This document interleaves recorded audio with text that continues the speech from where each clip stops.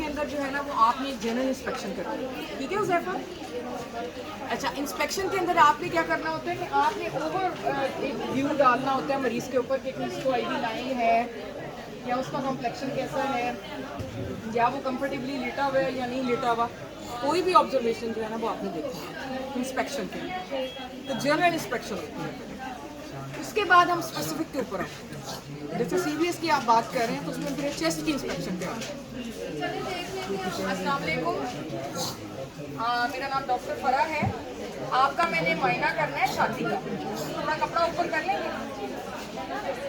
ये आप मरीज से जब पूछते हैं तो आप साथ साथ ये नोट करते हैं कि आपका पेशेंट कोऑपरेटिव है, डिस्निक तो नहीं हो रहा बोलते हुए, उसकी स्पीच कैसी है, ये सारी चीज़ें आप चेक कर लेते हैं। असूलन आपको शर्ट ऑफ करवा देनी चाहिए, लेकिन मैं नहीं करवा रही हूँ क्योंकि तो मौसम ठंडा है और दूसरा मसला हो जाएगा थोड़ा। अब आपने इंस्पेक्शन में क्या चीज़ें देखनी है? Shape of the chest, side पे से आपने देखना है, हमेशा इंस्पेक्ट करना है, और फिर आपने फुट एंड के ऊपर जाना है लाजमी तौर पर, क्योंकि जो चीज़ें आपको साइड पे से नज़र आ रही हैं वो फुट एंड पे से नहीं आएंगी और जो फुट एंड पे से नज़र आ रही है वो साइड पे से नज़र आएंगी।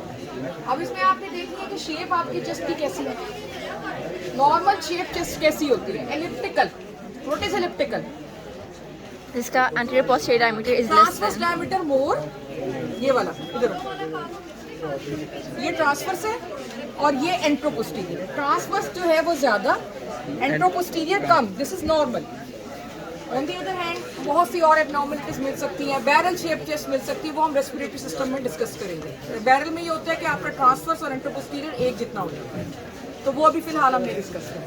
सो shape of the chest, movement equal है दोनों साइड पर, pattern of respiration, respiratory rate, यानी कि ये इसमें आप क्या चीज़ ज़्यादा मूव कर रही है, एब्डोमेन है या चेस्ट है? वो थ्रैको एब्डोमिनल हो जाता है पैटर्न रेस्पिरेशन। अच्छा, क्यों इसमें थ्रैको एब्डोमिनल है? नॉर्मल क्या होता है मर्दों में, इसमें क्यों थ्रैको एब्डोमिनल है? क्योंकि इसका एब्डोमेन डिस्टेंडेड है और ये पेशेंट सीवीएस का है ही नहीं माशाल्लाह से, ये आप डीएलटी का पेशेंट लेकर आए, तो इसलिए फीमेल्स के अंदर भी चूंकि उन्होंने प्रेगनेंसी बेयर करनी होती है तो इसलिए उनका जो पैटर्न ऑफ रेस्पिरेशन होता है वो थ्रैको एब्डोमिनल है, ठीक है ना? एब्डोमिनल थ्रेसिक का मतलब है एब्डोमेन की मूवमेंट ज़्यादा प्रोमिनेंट होती है मेल्स में, इसमें नहीं, आप लोगों का एब्डोमिनल थ्रेसिक होना चाहिए, सही है? अच्छा, उसके बाद जो है वो आपने देखना है कि कोई विजिबल वेन्स, कोई स्कारिंग। स्कारिंग किस चीज़ की हो सकती है सीवीएस में? बाईपास का स्कार हो सकता है, माइट्रल वेल्व रिप्लेसमेंट का स्कार हो सकता है, ठीक है? वेन्स और एब्नॉर्मल पल्सेशंस, यानी कोई भी रिगर्जिटेंट लीजन है, कोई वेल्वुलर लीजन है तो आपको पल्सेशंस मिल सकती हैं। और आपने कहाँ ज़्यादा देखना है pulsations? Epigastrium, apical area, mitral area, सारे एरियाज को देखना है, और नेक को, दोनों साइड। तो ये आपकी इंस्पेक्शन है, ठीक है? और बाकी तो आपने देखना है कि वो पेशेंट जो है वो एनीमिक तो नहीं लग रहा है, उसके लिप्स ब्लू तो नहीं है, वो जनरल इंस्पेक्शन में आती है। Then comes palpation. पेल्पेशन में आपको पता होना चाहिए एरियाज, कौन कौन से एरियाज हैं? हार्ट के areas, apex beat, mitral area. What is apex beat और mitral area? Point of maximum impulse, lower most and outer most area of definite cardiac impulse. इसका तरीका ये होता है चेक करने का कि आप बाहर से हाथ अंदर की तरफ लेते हैं, आप यहाँ से नहीं शुरू करते हैं, आप बाहर से शुरू करते हैं, ठीक है? और फील करते करते आप अंदर आते हैं, जहां आपको डेफिनेट हार्ट बीट महसूस होती है, पल्स महसूस होती है, वही एरिया जो है फॉर एग्जाम्पल यहाँ हो रही है, फर्ज करो तो मैंने एक फिंगर यहाँ रखी और दूसरी फिंगर से मैंने मेनिब्रम स्टर्नाई को फील किया। मेनिब्रम स्टर्नाई क्या होता है? Upper part of sternum, xiphisternum में और manubrium sternum, body of sternum और ज़ीफी स्टर्नम के दरमियान में जंक्शन होता है, क्या होता है? Angle of angle of lead, वही बता रही हूँ ना, कि वो आप उसको पेल्पेट करते हैं और वो जहाँ पर उभार होता है उसके पैरेलल आप देखते हो कि कौन सी इंटरकॉस्टल स्पेस है, उसके पैरेलल आप देखते हो कि कौन सी इंटरकॉस्टल स्पेस है, वो सेकंड है।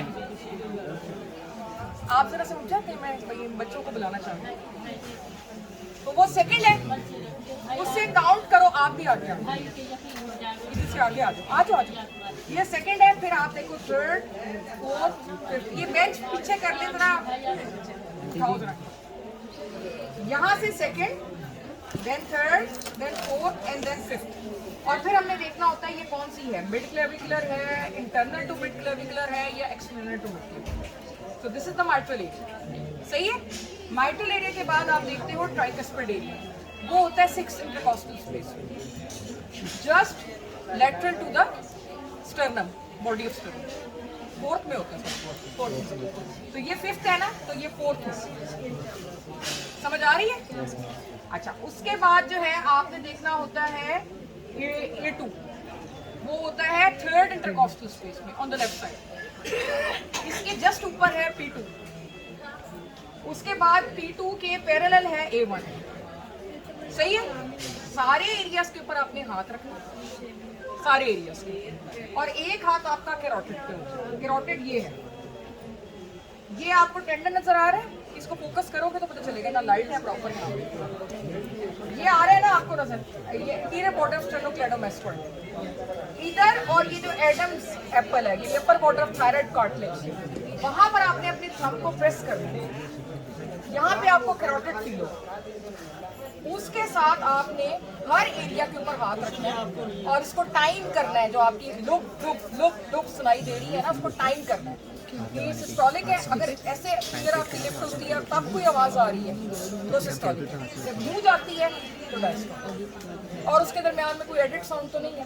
इसको पकड़ के आपने हर एरिया को सुनना।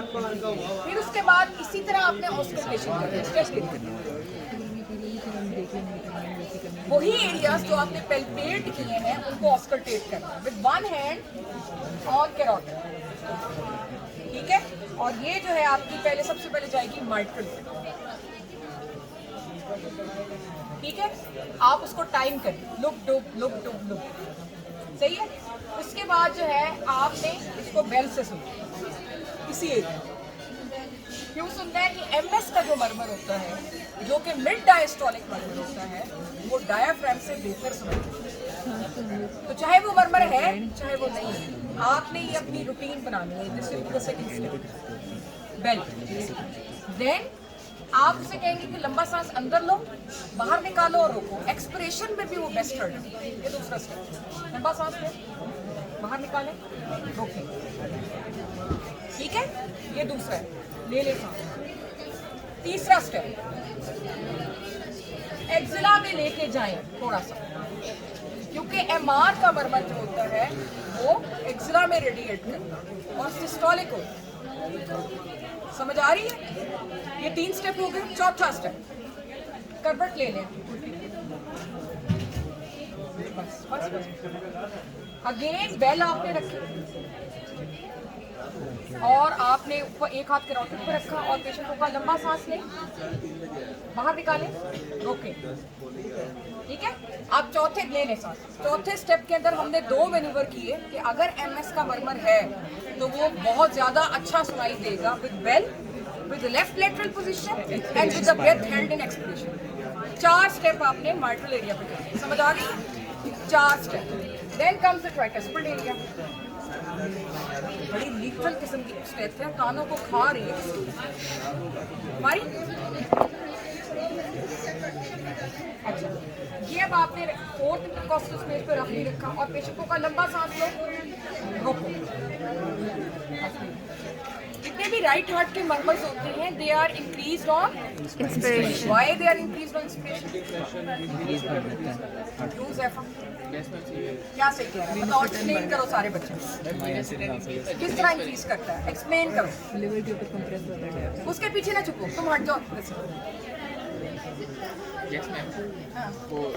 हाँ, negative pressure. Venous return increase कर जाता है। कैसे मेरा बच्चा कैसे? नीचे जब लिवर प्रेस होता है ना तो वीनस रिटर्न आपके पास इंक्रीज करता है। सिर्फ लिवर के प्रेस होने से होता है, नहीं, पूरा मैम, एब्डोमेन प्रेस हो रहा है। Yes ma'am. हाँ, तो ऊपर की तरफ प्रेशर जो है वो ज्यादा जाएगा, राइट हार्ट का आउटपुट ज्यादा होगा। अच्छा, ये ट्राइकस्पिड एरिया हो गया। उसके बाद आ जाता है आपका पल्मोनरी एरिया। अगेन हाथ आपका उधर है, P2 पे आपने लंबा सांस लो।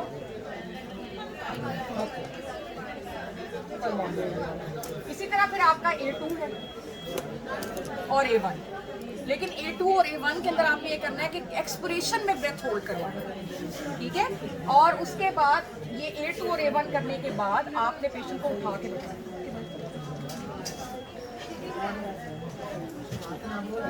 और ये ऊपर रखें। A2 पर आपने पेशेंट को कहना है थोड़ा सा झुके, लंबा सांस लें, बाहर निकालो। A1 पे भी सुनो, ले लो सांस। और फाइनली आपकी कैरोटिड, इधर से भी सुना, इधर से भी सुना और ब्रेन से और हुई। अच्छा, अब क्या मरमर्स हैं आपके? ये जो आपने सुना मरमर, जो आपने इस पे सुना एओर्टिक एरिया के ऊपर जो मरमर सुना, जिसको आपने पेशेंट को लीन फॉरवर्ड करवाया, तो वो AR का मरमर जो है वो बेसिकली जो है वो हो जाता है, एक्सेंचुएट हो जाता है, बढ़ जाता है। चाहे वो है या नहीं है, ये आपने मैनेवर करवाना है। यानी पहले आपने सुपाइन पोजीशन में A2 और A1 को सुना, समझ आ रही है ना? उसके बाद आपने पेशेंट को लीन फॉरवर्ड करवाया और फिर दोबारा ब्रेथ हेल्ड इन एक्सपिरेशन में सुना। ये AR के मरमर। और कैरोटिड के ऊपर मैंने क्यों रखी थी? सिस्टोलिक एंड डायस्टोलिक के लिए। एस का जो मरमर होता है वो रेडिएट करता है तो कैरोटिड। आपको समझ आ रही है? देखो माइट्रल एरिया के ऊपर मैंने कौन से मरमर्स के लिए स्टेप्स करवाए, MS के लिए करवाए, MR के लिए करवाए। क्या करवाए? स्टेप 1 के अंदर मैंने डायफ्राम और बेल दोनों से सुना, हेड ड्यूरिंग एक्सपिरेशन। स्टेप 2 के अंदर जो स्टेप 2 में बेल से सुना, स्टेप 1 में डायफ्राम। स्टेप 3 के अंदर एक्सिला में मैं गई, MR का मरमर सुना, ठीक है। स्टेप 4 में मैंने इसको लेफ्ट लेटरल के ऊपर लिटा दिया, बेल से सुना और ब्रेथ हेल्ड इन एक्सपिरेशन सुना। समझ आ रही है?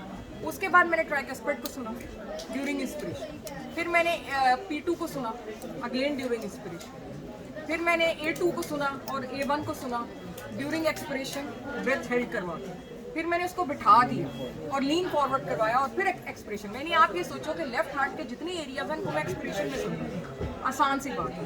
ट्राइकस्पिड और पल्मोनरी को इंस्पिरेशन में और बाकी जो आपके एओर्टिक एरियाज और माइट्रल हैं उनको एक्सपिरेशन में।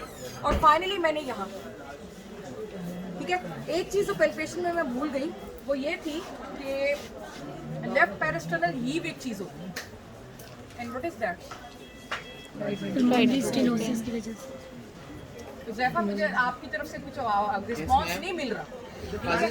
हाँ, हाइपरटेंशन हो सकता है। ये आपने जो है ना सारे एरियाज को पेल्पेट करने के बाद ये करना है, ठीक है। यहाँ क्या चीज़ पड़ी होती है? आपका राइट हार्ट पड़ा होता है।